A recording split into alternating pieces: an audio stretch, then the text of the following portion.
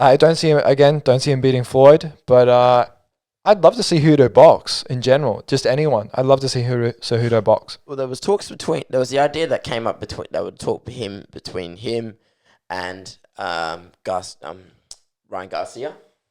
Yeah, it didn't look like it was going to occur. I don't think Ryan Garcia is going to want to put any effort into that, considering that he's now the upcoming rising star, and in the future they want him to face Gervonta Davis. Yeah, but so Ryan has also said he wants to try MMA. Yeah, he wants to retire from at 26 and pick up MMA. I'm sorry, dude. I know you got a boxing background. I know you'll be really good on your feet, right?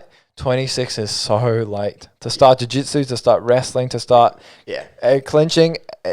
Especially when you're going up against people who've been doing it since they were like 4, and especially when you're going up against people who have a whole range of other combat sports. Like, we love boxing. I think it's great. But I mean, phenomenal sport, no disrespect.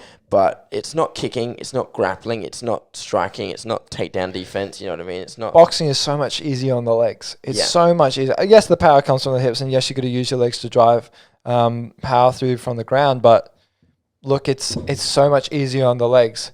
You've got kicking, you've got wrestling, you've got jiu-jitsu, you've got clinch work, which means elbows, knees. You've got calf kicks to the thigh. It is so much more brutal and much more difficult than boxing. And to pick it up at 26, look, I'm sure he's a really good combat athlete, right? But he's not a Henry Cejudo who can transition over with one of the best foundations, which is wrestling for MMA. Mm-hmm. Boxing, you'll be really good on your feet. You will. But